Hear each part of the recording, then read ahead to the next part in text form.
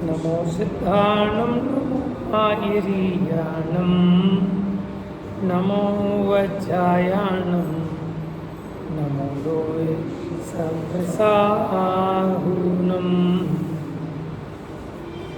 नमः श्रीवर्धमानाय निर्धूतकलिलात्मने सालोकानां त्रिलोकानां यद्विद्यादर्पणायते।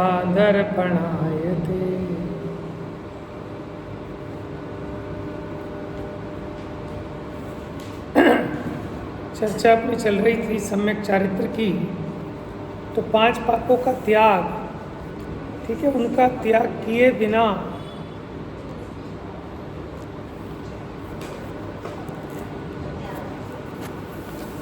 कोई बात नहीं। हाँ जी, तो 5 पापों से विरक्त होकर अंतर बाहर प्रवृत्ति की उज्ज्वलता रूप व्यवहार चारित्र के बिना निश्चय चारित्र की प्राप्ति नहीं होती। इसलिए हिंसादि 5 पापों का त्याग करना ही श्रेष्ठ है। 5 पापों का त्याग करना ही चारित्र है। आइए अब श्लोक नंबर 50। इतनी तो आएगी, बस सेटिंग ही ऐसी है।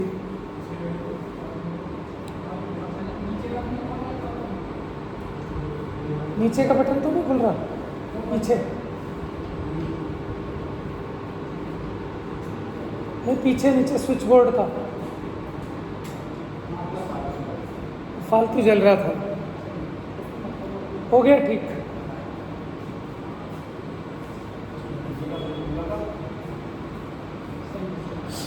हाँ जी, चलिए। अब चारित्र के 2 भेद हैं ऐसा कहने वाला श्लोक कहते हैं। तो कल अपनी चर्चा चली थी 5 अनुव्रतों पर, ठीक है ना।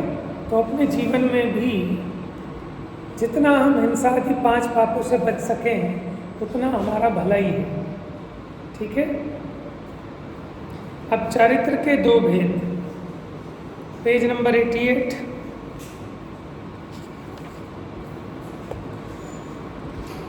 सकलम विकलम चरणम तत्सकलं सर्वसंगविरतानाम्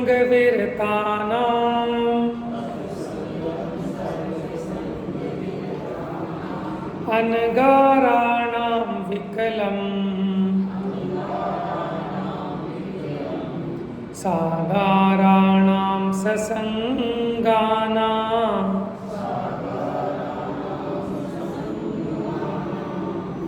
सकलम विकलम चरणम, यानी चरण माने चारित्र 2 प्रकार का है, सकल चारित्र और विकल चारित्र।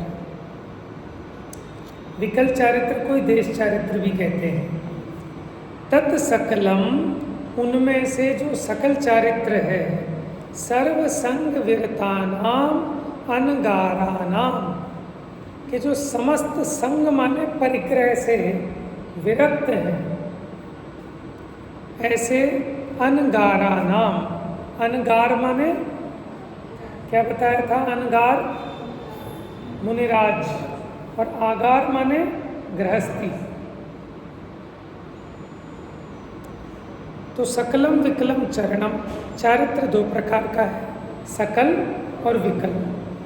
तत् सकलम, उनमें से जो सकल चारित्र है वो सर्व संग विरता नाम अनगारा नाम, जो समस्त संग से विरक्त हैं। संग माने परिग्रह, जो समस्त परिग्रह से रहित हैं, ऐसे अनगार। अनगार, आगार माने होता है घर, अनगार माने घर से रहित माने मुनिराज। विकलम सागराणाम ससंगानाम, और जो विकल चारित्र होता है वो सागरानाम, सागरा नाम माने गृहस्थी के, ससंगा नाम, संग माने परिग्रह, परिग्रह सहित जो गृहस्थी है उसको विकल चारित्र होता है। तो 2 भेद हो गए, सकल चारित्र मुनिराजों को, विकल चारित्र गृहस्थी। समस्त अंतर बाहर परिग्रह से विरक्त, जो अनगार माने ग्रह मठादि नियत स्थान रहित वन खंडादि में परम दयालु होकर निरालंबी आचरण करते हैं, ऐसे ज्ञानी मुनीश्वरों के जो चारित्र होता है वह सकल चारित्र है। जो स्त्री पुत्र धन धान्य आदि परिग्रह सहित घर में ही निवास करते हैं, जिन वचनों के श्रद्धानी हैं, क्या कह रहे हैं, घर में ही निवास करते हैं, परिग्रह सहित हैं, लेकिन जिन वचनों के श्रद्धानी हैं, न्याय मार्ग का उल्लंघन नहीं करते, पापों से भयभीत हैं, ऐसे ज्ञानी गृहस्थों के कौन सा चारित्र, इसी का दूसरा नाम देश चारित्र। भावार्थ, गृह कुटुंब आदि के त्यागी अपने शरीर से निर्ममत्व रहने वाले साधुओं के सकल चारित्र होता है। गृह कुटुंब धनादि सहित गृहस्थों के विकल चारित्र होता है। अब गृहस्थों के विकल चारित्र को कहने वाला श्लोक कहते हैं,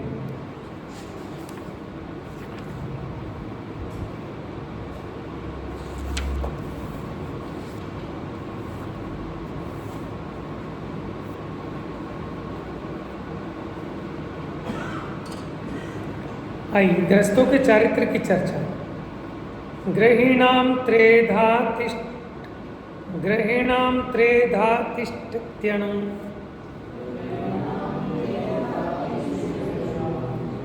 तिष्ठति कर लें। गृहीणाम त्रेधा तिष्ठति अणुगुण शिक्षा व्रतात्मकम चरणम। ठीक है, ये यण संधि है, उसका विग्रह कर लेते हैं। गृहीणाम त्रेधा तिष्ठति अणुगुण शिक्षा व्रतात्मकं चरणम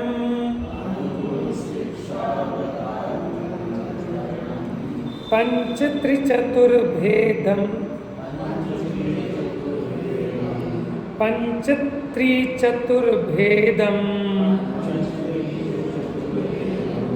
त्रयं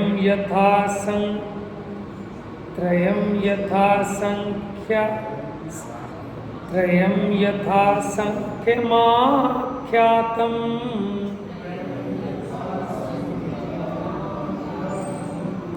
गृहिणाम माने गृहस्थियों के, त्रेधा माने तीन प्रकार, तिष्ठति माने होता है क्या,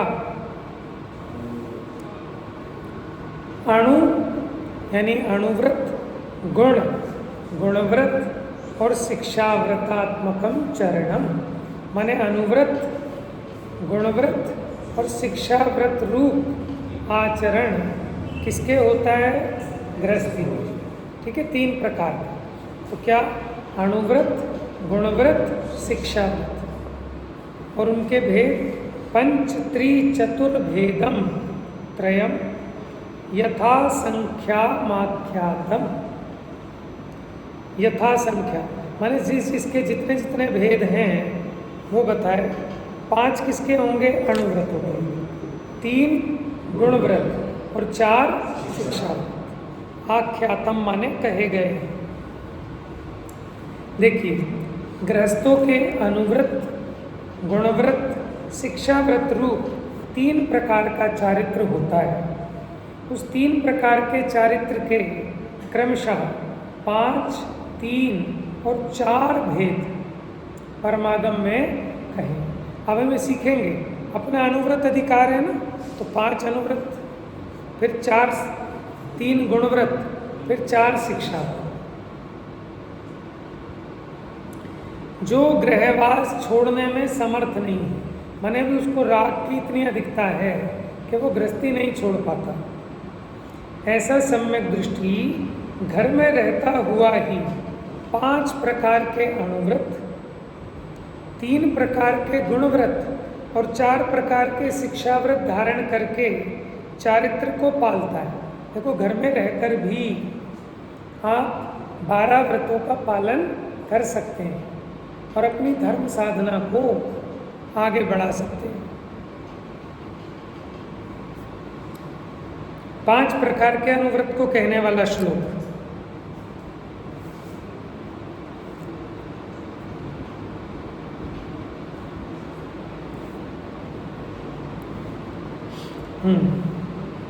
प्राणातिपात वितथ व्याहारस्ते काम मूर्छाभ्य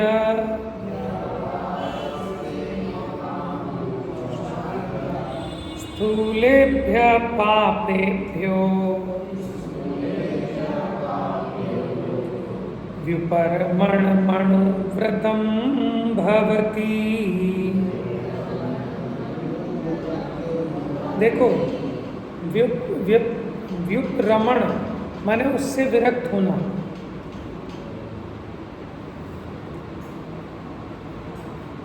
देखिए, प्राणातिपात, प्राणातिपात माने क्या हो गया? किसी के प्राणों का घात करना माने हिंसा। वितत माने झूठ। वितत व्याहार, ये झूठ वचन के लिए। अस्ते, ये काहे के लिए आ गया? चोरी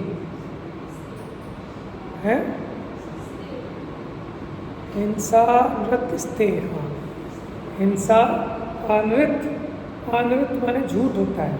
स्ते माने चोरी। काम यानी कुशील, और मूर्छा, ठीक है, परिग्रह। स्थूलेभ्य पापेभ्यो, स्थूल पापों का त्याग करना, ठीक है। व्युपरमण माने उससे विरक्त होना। अणुव्रतम भवति, अणु माने छोटा, ठीक है। तो 5 पापों का, 5 स्थूल पापों का त्याग करना, ये क्या है? अणुव्रत।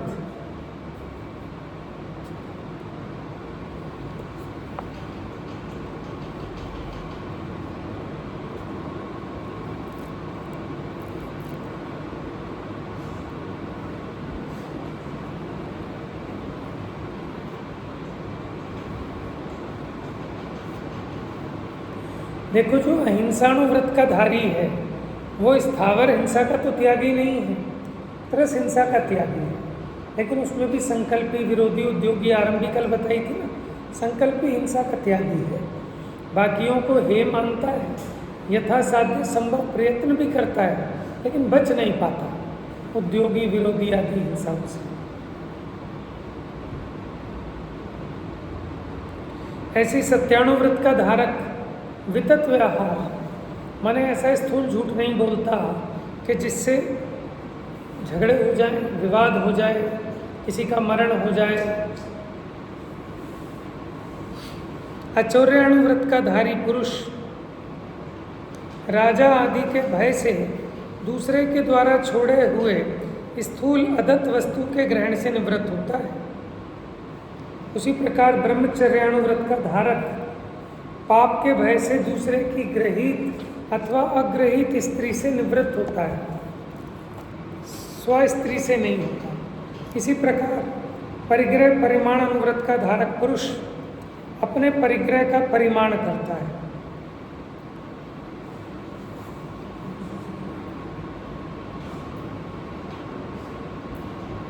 देखिए, पहले यहां से पढ़ते हैं। तो स्थूल पापों से विरक्त होना, प्राणों का अतिपात माने प्राणों का वियोग करना, इसका नाम हिंसा कहते हैं। वितत अर्थात असत्य, व्याहार माने वचन बोलना, असत्य वचन है। स्ते माने चोरी, काम अर्थात मैथुन, मूर्छा अर्थात परिग्रह। ये 5 स्थूल पाप हैं।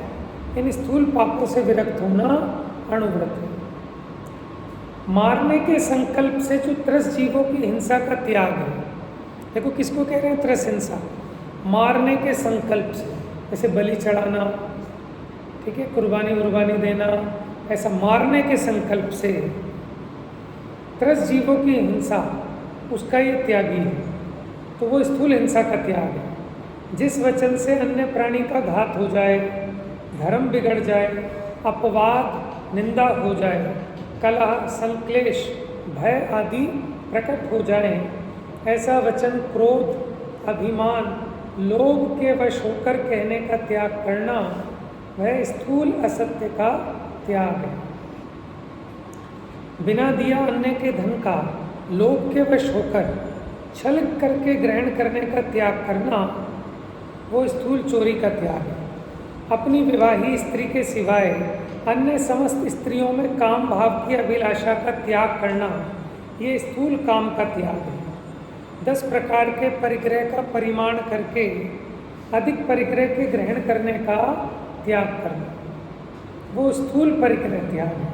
इस प्रकार पाप आने के परनाले ये 5 पाप हिंसादी हैं, उनका त्याग ही 5 अणुव्रत है।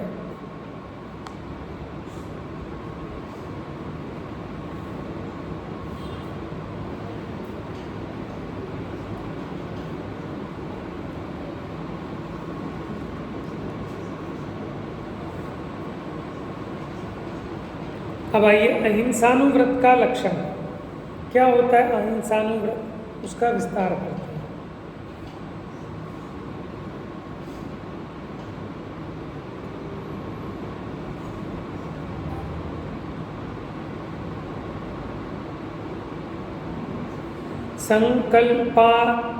संकल्पात कृतकारित मननाद्योग त्रयस्य चर सत्वान्।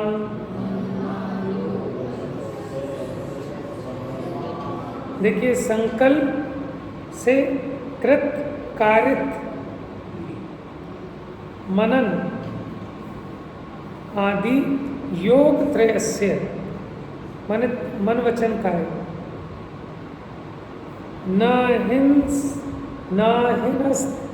हिनस्ती लिखा है, हिनस्ती लिखा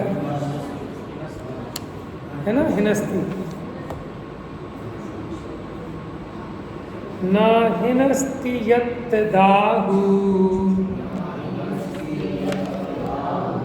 हिनस्ती माने वही हिंसा करना, न माने नहीं, जो नहीं मारता।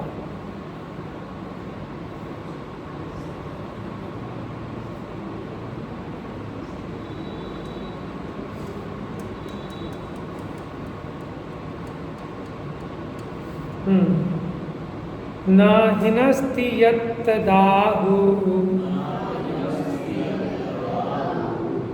स्थूलवदात् विरमणम्। स्थूल वदात् विरमण, विरमण है वीरमण। स्थूल वदादि, देखो, स्थूल वदात् विरमणम, स्थूल वदात् विरमणम। निपुण वीरमण, स्थूल वध से, वध माने हिंसा, उससे वीरमण, रमण माने होता है उसमें लगना, और वीरमण माने उससे हटना। कौन कहते हैं? निपुणा, जो निपुण जन है, ज्ञानी जन है, वो कहते हैं। देखो, संकल्पात माने संकल्प से, कृत माने करना, कारित माने कराना, अनुमोदना, अनुमोदना मन से होती है, इसलिए यहाँ मनन लिख दिया। तो कृत कारित मननात् माने कृत कारित अनुमोदना। अच्छा, और योग त्रयस्य, तीनों योगों से, मन से, वचन से, काय से, कृत कारित अनुमोदना से। चर कहते हैं त्रस को, त्रस जीवों को चर कहते हैं, क्योंकि वो गमन करते हैं, स्थावर स्थिर रहते हैं, इस अपेक्षा भी ऐसा कहा। तो चर सत्वान, सत्वान माने जीव, तो जो त्रस जीव हैं, न हिनस्ति, जो त्रस जीवों की हिंसा नहीं करता, तत् आहु, आहु माने कहते हैं उसे, स्थूल वध, स्थूल वध से वीरमणम माने विरक्त। कौन कहते हैं? निपुणा, जो कुशल हैं आगम में, ऐसे गणधर देव। चलिए एक बार पढ़ते हैं इस सूत्र को। संकल्पात् कृतकारित मननाद्योग त्रयस्य चर सत्वान् नाहिनस्ति यत्तदाहु स्थूलवदात् विरमणं निपुणाः। जो गृहस्थ मन वचन काय पूर्वक कृत कारित अनुमोदना रूप संकल्प से चर यानी 2 इंद्रिय आदि त्रस जीवों का घात नहीं करता, उसे निपुण पुरुष गणधर देव स्थूल हिंसा से विरक्त कहते हैं। तो ये नियम देखो, हम कह रहे हैं, हम ले सकते हैं कि हम मारेंगे नहीं, मरवाएंगे नहीं, किसी ने मार दिया तो अनुमोदना नहीं करना, ठीक है। लेकिन कौन से मारने की? संकल्प पूर्वक। और त्रस जीव की देखो कितनी उसमें स्थूल पकड़ा है, स्थावर नहीं पकड़े, त्रस। और वो भी उद्योगी आरंभी विरोधी नहीं, संकल्प पूर्वक किया जाने वाला घात। करना नहीं, कराना नहीं, अनुमोदना नहीं, मन से भी नहीं करना, वचन से भी नहीं करना। अच्छा अनुमोदना बताओ, मन से होती है, वचन से होती है कि काया से होती है?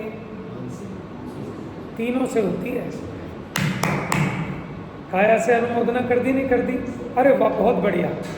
वचन से अनुमोदना कर दी और मन से भी हो रही है, ठीक है। ऐसी करना वो भी तीनों से होता है, मन से करना, वचन से करना, काया से। हाँ होती तो है, लेकिन गृहस्थी उसका त्यागी नहीं है।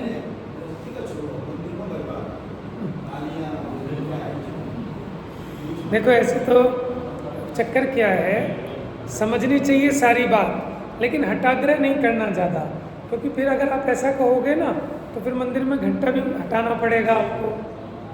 घंटा भी क्यों बजाते हो मंदिर में?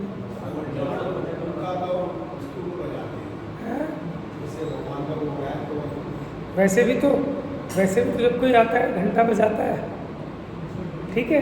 तो अभी क्या है, देखो समझना सारी चीज़ें, लेकिन हट नहीं करना। ये बात देखो, ज्ञान होना सरल है, लेकिन उस ज्ञान को पचाना बड़ा कठिन है। क्या कहा मैंने? किसी को अगर थोड़ा ज़्यादा ज्ञान हो जाए ना, तो सबकी नाक में सुतली फिर होते कि यहाँ हिंसा हो गई, यहाँ हिंसा हो गई, वहाँ हिंसा हो गई, वहाँ हिंसा हो गई। ठीक है, समझो, लेकिन आप उसमें सारी व्यवस्थाएं और स्थितियाँ, नहीं तो कषाय कर करके मर जाए। किसी को थोड़ा ज़्यादा ज्ञान हो जाए तो वो पागल होकर मर जाए दूसरों को सुधारने के चक्कर में, ठीक है। अपने को सुधारना, आपको लगता है कि वाकई में देखो ये बात ठीक है, कोशिश करना। लेकिन अब हम जिस कार्यक्रम के लिए आए हैं और उसमें सब प्रमादी होकर सो ना जाएं, तो उसके लिए यथा योग्य बजवा लेना, उसमें भी कोई बहुत बड़ा पाप नहीं है। लेकिन आप देखो कि रात का टाइम है, मच्छर ही मच्छर हो रहे हैं, तब मत बजवाना, न बजाना, समझ गए आप? थोड़ा तो अपना विवेक रखना पड़ेगा सब चीज़ों में। लेकिन हम दुनिया को सुधारने के चक्कर में ना लगें, क्योंकि उससे फिर ऐसा भी हो सकता है कि पूरे के पूरे मंदिर में सब सोए पड़े मिलेंगे। अब हालांकि पूजा में ढोल मंजूरे की ज़रूरत नहीं है, लेकिन अभी जीव ऐसे हैं कि उसके बिना इनका मन ही नहीं लगेगा, सो जाएंगे। तो इसके लिए आटे में नमक बराबर, समझ में है। लेकिन उसको हे उपाधि का बराबर ज्ञान होना चाहिए कि हमारी मजबूरी है, ठीक है। तो ये सब चीज़ें बहुत सोच समझ के करना, नहीं तो समाज में झगड़े भी करा दोगे, ठीक है, और मंदिर भी खाली हो जाएंगे। तो आपको हटाग्रह नहीं करना किसी चीज़ का, चीज़ों को गहराई से समझना, ठीक है, गुण दोष को समझना, ठीक है। आप बजाओ, धीरे धीरे बजा लेना, देख के बजा लेना, ठीक है। नहीं तो हाथ जोड़ लेना, प्रमाद छोड़ देना। बस ताली बजाने का प्रयोजन सिर्फ ये है कि आपका उपयोग इधर उधर जो भाग रहा है वो कंसंट्रेट हो जाए, यहाँ आपका उपयोग लग जाए। इसलिए ताली बजवाने वाले का ये अभिप्राय नहीं है कि जीवों को मरवाना है, समझ रहे हैं आप? अगर उसका अभिप्राय हो कि मच्छर भी मर जाएंगे, एक पंथ दो काज हो जाएंगे, तो पाप का भागी है, देखो अभिप्राय हर चीज में काम करेगा। अभी हम पढ़ रहे हैं ना, संकल्प पूर्वक मारना उसका त्यागी है, लेकिन वैसे बहुत हिंसा होती है उससे, उसका त्याग नहीं बन सकता, उसको बचने का प्रयत्न करता है। क्योंकि अगर अभी तुम उसके पीछे ऐसा कहोगे, ठीक है, तो फिर वो कुछ भी नहीं कर पाएगा।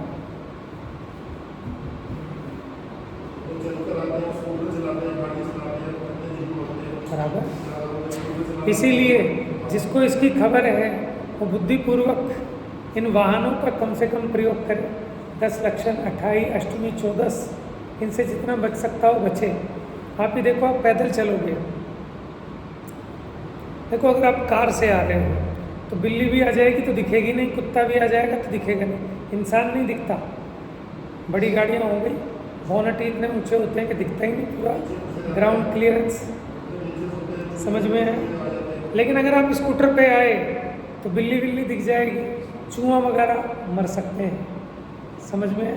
और अगर आप साइकिल पे हैं, स्पीड कम है, तो चूहा वूहा बच जाएगा, चींटी कीड़े मकोड़े मर जाएंगे।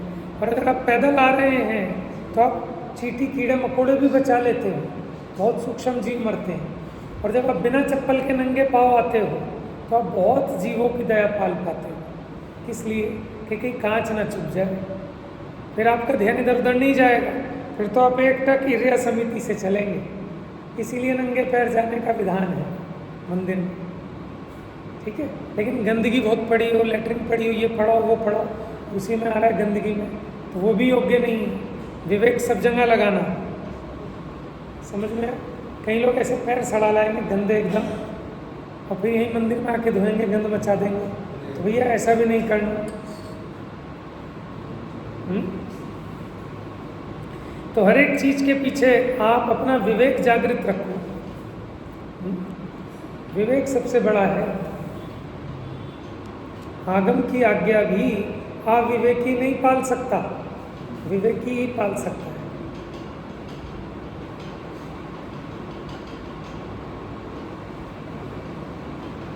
देखो जो व्रती आदि है ना, वो बचते हैं ताली वाली बचाने से, ठीक है। जो व्रती हैं, संयमी हैं, वो बचते हैं। वो खाली बैठे हाथ को भी ऐसे नहीं रगड़ेंगे, क्योंकि इसमें भी बहुत हिंसा हो जाती है। इसीलिए मैंने वो क्या, एक रुमाल वगैरह रखना चालू कर देते हैं। जहाँ कहीं बैठेंगे तो पहले रुमाल से, जैसे मुनिराज पीछे से झाड़ते हैं ना पहले, तो वो उस तरह अगर उन्हें कहीं खाज वगैरह भी हो रही तो रुमाल से हल्का सा चला लेंगे, क्योंकि उसमें जीव का घात ना हो जाए। हमें क्या, कहीं चींटी काटी हम एकदम खुजा देंगे, पता चले मर गई। लेकिन संयमी विवेक रखता है, वो ऐसे नहीं, उसको हल्का झाड़ेगा हल्के हाथ से। ऐसे सुबह प्रक्षाल करते हैं ना प्रतिमा का, अब लिया और कपड़ा रगड़ दिया, ये ऐसा नहीं।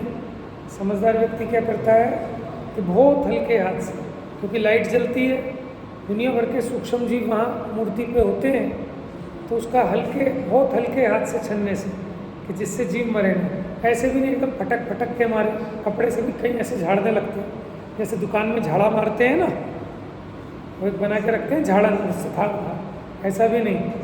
पहले बहुत हल्के हाथ से परिमाण से। मैंने कई जगह देखा, कई लोग ना मोर के पंख रखते हैं, मैंने पता नहीं कहाँ, किसी गांव वगैरह में देखा था, क्योंकि मोर के पंख सबसे कोमल होते हैं, उससे सूक्ष्म जीवों की भी दया पलती है, तो मोर के पंख से पहले थोड़ा झाड़ लेते थे। लेकिन वो थोड़ा सा अच्छा नहीं लगता, क्योंकि मोर हैं किसके परिग्रह में, नहीं किसके परिग्रह में कह रहे हैं, मैं प्रतिमा प्रक्षालन की बात कर रहा हूँ। फिर तो वो कपड़ा भी परिग्रह है, कपड़े से पोंछ रहे हो वो भी तो परिग्रह है, उनके पास रख थोड़ी ना रहे हैं, वो तो हम जब सफाई कर रहे हैं तो माने आप कपड़े को भी इतने हल्के से पकड़ के पोंछो कि पहले राउंड में हल्के सूखे जीव हट जाएं, फिर उसके बाद आप थोड़ा सा अच्छे से पोंछो, फिर बाद में हल्के गीले से, है ना। तो कहाँ मिलेगा ऐसा किस शास्त्र में? हाँ जी, हाँ बना लेते हैं कई लोग, लेकिन बस उसमें कईयों को अच्छा सा नहीं लगता, ऐसा लगता है झाड़ू मार रहे हैं जैसे। मैंने प्रतिमा पे आप वो मारोगे ना, अपने आप को कई बार ऐसा फील सा होने लगे कि ये तो झाड़ू सी मार रहे हो, अच्छा नहीं लगता। तो कितनी सारी बातें हैं उसके पीछे, तो आप कहीं भी हठाग्रह नहीं कर सकते, ठीक है ना। सोच के, विचार के, और फिर ऐसी चीज़ें आपस में सलाह मशवरा करके तब करनी चाहिए।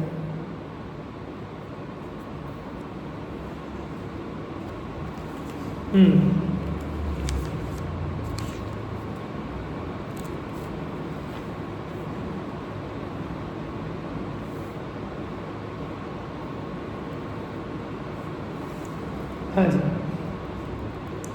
तो जो गृहस्थ मन वचन काय पूर्वक कृतकारित अनुमोदना रूप संकल्प से चर प्राणी माने त्रस प्राणी 2 इंद्रिय आदि का घात नहीं करता, उसे निपुण पुरुष माने गणधर देव स्थूल हिंसा से विरक्त कहते हैं।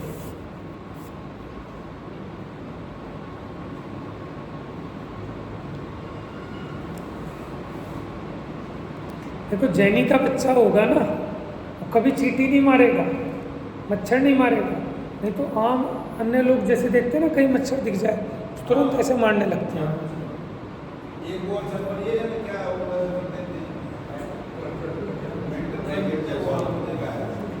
बड़े बड़े होटल वगैरह में ट्यूबलाइटें लगाई हुई होती हैं, वो ट्यूबलाइट ऐसी होती हैं कि उस लाइट पे मक्खी वक्खी आके चिपक जाती है और मर जाती है, जल के उसमें नीचे पड़ी रहती है। एक बॉक्स होता है, इसलिए आप बढ़िया जहाँ 5 स्टार होटल वगैरह में जाते हैं ना, वहाँ आपको एक मक्खी मच्छर नहीं मिल सकता। वो आकर उस लाइट उसकी ऐसी होती है कुछ, तो उस पर चिपक चिपक के मरती रहती है। ये रेस्टोरेंट वाले है ना, ये लोग भी लगाए रखते हैं, क्या कहते हैं उसको? अच्छा, इंसर्ट किलर, इंसेक्ट किलर। हाँ, तो वो उसकी वजह से आकर्षित होते हैं क्या, अल्ट्रावायलेट की वजह से? मतलब है कि भाई साहब, मतलब है क्या चीज़? अब देखो, इसलिए ना हम मजबूरी ये करना पड़ता है काम, लेकिन उसमें भी हम अपना विचार करें। जिसमें ज़्यादा हिंसा होती है, प्रत्यक्ष हिंसा होती है, देखो पंखे में भी होती है, लेकिन पंखे में होने वाली हिंसा वो संकल्पी हिंसा नहीं है।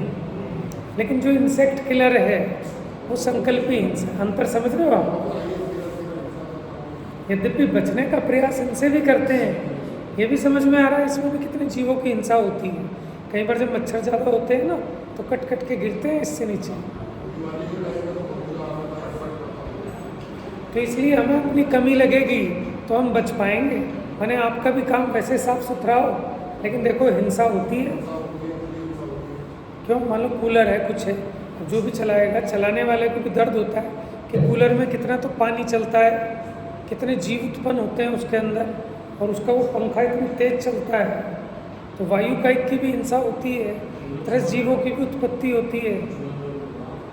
चूहे मुँह घुस जाए में तो है ही है ना। तो कम से कम ख्याल में रहना चाहिए, बुद्धिपूर्वक। पुराने लोग ये कहते थे मंदिर में जनरेटर नहीं देना, पंखा नहीं देना। तो पहले तो लगते ही नहीं थे पंखे मंदिरों में। फिर जब थोड़ा डेवलपमेंट हो गया, लोग सुविधा भोगी होने लगे, तो पंखे भी लगाए, तो वैसे वो धीरे चलते थे, तेज नहीं चलते थे, हल्के हल्के धीरे धीरे। और उसके ऊपर भी जाली लगती थी, सारे पंखों पे जाली लगती थी। ठीक है, सारे पंखों पे जाल लगते थे, क्योंकि मंदिरों में कबूतर वबूतर घुस जाते थे। अब थोड़ा सा अंतर हो गया ना, पहले मंदिर अलग तरह के होते थे कि उसमें कौवे कबूतर सब आते थे। अब उस तरह के उतने आते नहीं हैं, वो सिर्फ उन्हीं की सुरक्षा के लिए है। हाँ, तो कुआं इसलिए होता था कि लोग यूज़ करते थे। अब कोई यूज़ नहीं करता, वो खराब हो जाता है कुआं। यूज़ तो करे कोई, सड़ जाता है ना, कितनी सफाई करें उसकी।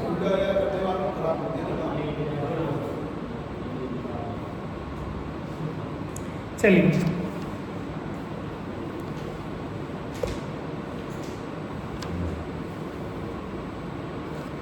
देखो बस इतना ध्यान रखना कि ज्ञान जो होता है वो कषायों को घटाता है, बढ़ाता नहीं है। अगर शास्त्र पढ़ के ज्ञान बढ़ने पर आपकी कषाय बढ़ जाएं तो समझ लेना आपने ज्ञान नहीं किया, अज्ञान किया है। हर किसी से लड़ने भिड़ने लगो, ये योग्य नहीं है। आपके जीवन में समता आनी चाहिए। आप चीज़ों को समझें कि हर कोई हमारे मन के हिसाब से नहीं कर सकता। हर एक की अपनी अलग अलग कसाय, किसी को कसाय मंद है, किसी को कसाय तीव्र है। आप उसका अगर ये काम छुड़ाओगे तो आप ताली बजाना छुड़ा दोगे ना, मंदिर आना छोड़ देगा। वो कहेगा मैं आता हूँ, मेरा मन ही नहीं लगता, मुझे नींद आ जाती है। फिर आप पछताओगे, बताओ मैंने मेरी वजह से एक जीव मंदिर आना छूट गया। तो इसलिए ठीक है, जीवों की योग्यता है, लेकिन हम समझें उस बात को गहराई से। जिद्दी नहीं होना चाहिए। ज्ञानी जिद्दी नहीं होता, अड़ियल हठाग्रही नहीं होता, लेकिन अपने नियमों में कंप्रोमाइज़ नहीं करता। उस अपेक्षा उसका पक्का होता है, दृढ़ होता है।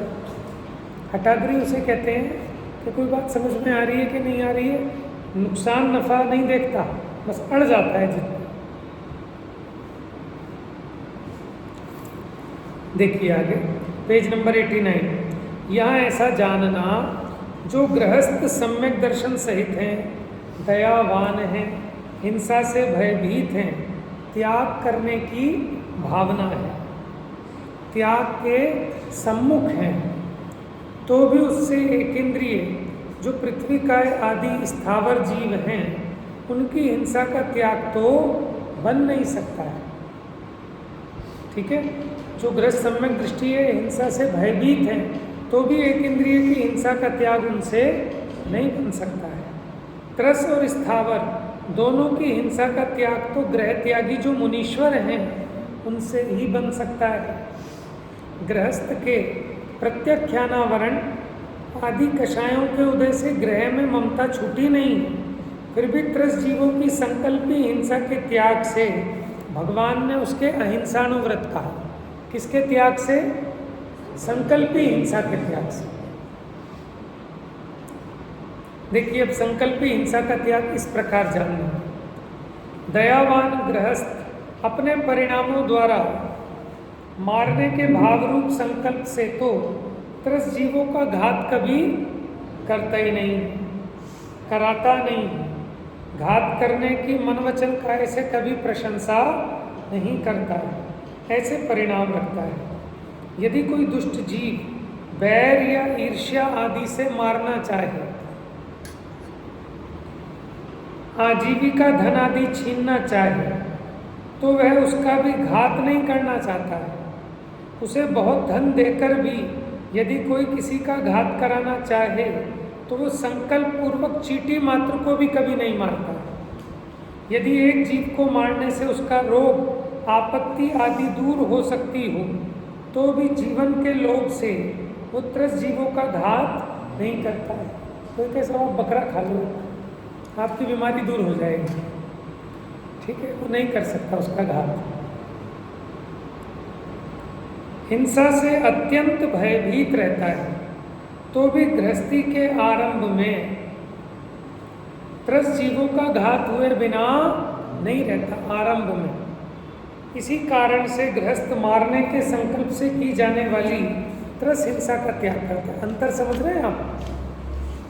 कि मारने कि मैं इसको मारूंगा, ऐसे संकल्प पूर्वक जो हिंसा होती है वो उसका त्यागी है।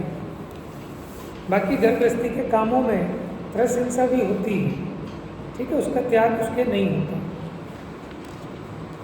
आरंभी हिंसा का त्याग करने में गृहस्थ समर्थ नहीं है। वह तो आरंभ में यत्नाचार सहित प्रवर्तता हो। आरंभी हिंसा होती है, रोटी बनाएगा, अग्नि जलाएगा, कुएं से पानी लाएगा, झाड़ू बुहारी करेगा, पंच सूना क्रिया कहते हैं ना उसको, कूटना, ठीक है, पानी भरना, अग्नि जलाना, झाड़ू आदि करना, ऐसे 5 काम जिसमें हिंसा होती है। तो उसमें यत्नाचार पूर्वक प्रवृत्ति करता है। ऐसे ही आग नहीं लगा देगा, पहले थोड़ा हिला के देख लेगा कोयले, कहीं उसमें चूहा दुपक्के बैठा हो, तुमने आग लगा दी, लकड़ी देख लेगा, सूखी लकड़ी हो, जीव ना हो।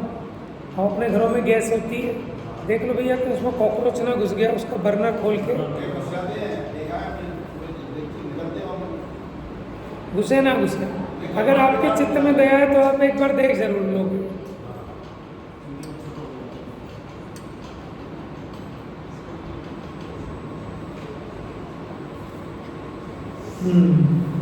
हाँ जी, आ गए। वह तो आरंभ में यत्नाचार सहित प्रवर्तता हुआ, केवल दया धर्म को नहीं भूलता है। आरंभ किए बिना गृहस्थी का निर्वाह नहीं हो सकता।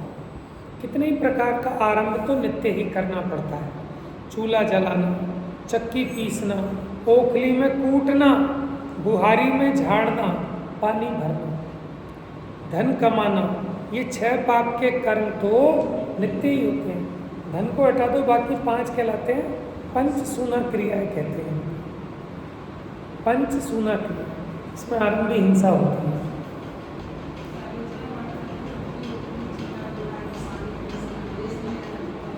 हाँ,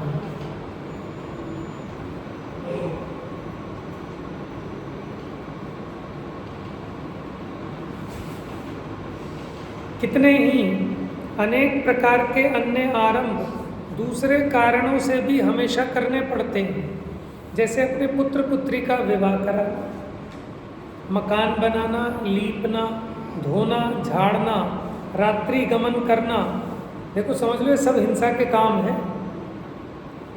धातु पाषाण काष्ठ आदि का सामान बनवाना, शैया आसन बिछाना उठाना, पांव पसारना समेटना, समाज को जीवनवार कराना, दावत देना, इसमें भी तो हिंसा होती है। आरंभ में हिंसा होगी ना पूरी। दीपक जलाना, ठीक है, गाड़ी रथ, हाथी घोड़ा ऊंट बैल इत्यादि पर बैठकर चलना, ठीक है, गाय भैंस रखना इत्यादि सब पाप के ही कार्य हैं। इनमें त्रस्त जीवों का घात होता ही है। जिन मंदिर बनवाना, उसमें दान देना, पूजन करना, इसमें भी आरंभ होता है। ठीक है, तो थोड़ा ध्यान रखना। देखो हम मुमुक्षु लोग धूप नहीं खेते, दीपक नहीं जलाते, अच्छी बात है। लेकिन अगर कदाचित कोई जलाता हो तो उससे झगड़ा मत करना, समझ में, उसके प्रति कसाय मत करना। कोई वो त्यागी नहीं है उस चीज़ का, और कोई उतना ज़्यादा उस चीज़ का बहुत निषेध भी नहीं है। ये तो हमारे को ऐसे संस्कार मिले और हमें बात जचती है तो हम नहीं करते, समझ में आया ना। लेकिन हम क्या करते हैं कि जो चीज़ें हम नहीं करते और अगर कोई दूसरा करता है तो हम उसको पापी है, महाहिंसक है, ऐसा ऐसा करके उसको मंदिर से भगा देंगे। अरे धीरे धीरे समझ जाएगा, सबके अपने न्यारे न्यारे परिणाम होते। अब तुमने दीपक तो नहीं जलाया, लेकिन आपने एक वो अहिंसक, क्या होती है वो, कैंडल, लाइट वाला दिया जला लिया। ठीक है, तो भैया बात तो एक ही हो रही है। ठीक है, हिंसा नहीं हो रही, लेकिन वो भी एक तरीके से मूर्खता ही है कि क्या प्रयोजन है उसका, बताओ है? देखो अग्नि का एक तो उसमें भी है। हाँ, ये बात अलग है कि जो मक्खी मच्छर दीपक जो जला रहता है ना, अखंड जोत, माने वो तो आंखों के अंधे हो रहे हैं, दिखाई नहीं देता, वो उस पर मक्खियाँ आती हैं। देसी घी का होता है ना, तो देसी घी पर उसकी स्मेल से, उस चिकनाहट से मक्खियाँ आती हैं वहाँ पर उस दिए के पास, और आकर जलकर मर जाती हैं। उसके आसपास देखना, आपको साक्षात मरी हुई नजर आएंगी कहीं भी, अगर घी का दीपक जलता है तो। लो से आकर्षित होता है पतंगा आदि। ठीक है, तो भैया देखो हर जगह विचार करना, कहाँ हिंसा है कहाँ अहिंसा है। लेकिन दूसरों में अगर ऐसे काम हो तो उनको देख देख कर कसाई नहीं होना, परिणाम खराब नहीं करना। ठीक है, भाई सब चीज़ें ज्ञानी भी हैं अज्ञानी भी हैं, जिसको जैसे चल रहा है ठीक है, समझ जाएगा तो वो भी छोड़ देगा। अच्छा, अब ये भी समझने की बात है कि हम वो काम नहीं करते क्योंकि हमारे पिताजी नहीं करते थे, क्योंकि हम मुमुक्षु हैं, या हमको इतनी दया है, बात समझ रहे हो अंतर दोनों में? क्या वाकई में आपके चित्त में इतनी दया है इसीलिए आप वो काम नहीं करते, या आपको कुल परंपरा से ऐसा मिला है इसलिए नहीं करते? अंतर आ गया ना दोनों में।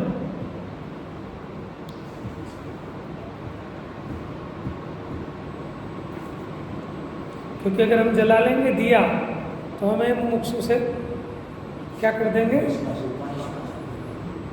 ठीक है, बायकाट हो जाएगा हमारा, इसलिए नहीं जला रहे,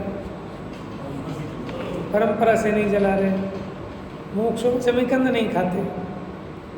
ठीक है, हमने एक जैनी देखा आलू खरीद रहा था, तो हमारे अंदर में कुछ होता है कि अरे बताओ जैनियों क्या आलू खरीद रहे हैं? अरे भैया तुम भी तो कब से जैनी थे, तुम भी तो खरीदते क्या खाते भी थे। अब आज यहाँ इस लाइन में आ गए, ठीक है, हम नहीं खाते, हमारे बच्चे नहीं खाते, हो सकता है उनके बच्चे भी ना खाएं, लेकिन अगर समझ नहीं है कि क्यों नहीं खाना, आलू तो ना खाए और आलू से भी भयंकर चीज़ खा ले, समझ में, तो अविवेक है।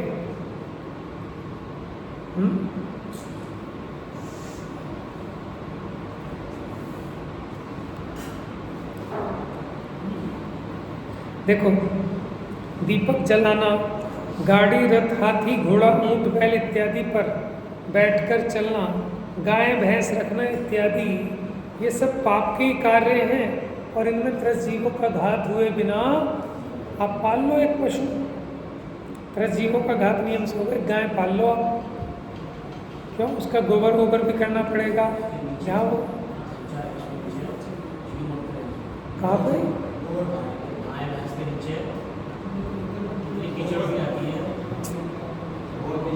और फिर इनके भी कभी कीड़े पड़ जाते हैं, कभी जोंक खुलक जाती है, उसको निकालना पड़ता है। लेकिन गृहस्थी इसका त्याग नहीं कर पाता। हमें आपको सुविधाएं कर सकते हैं तो करो, अच्छी बात है।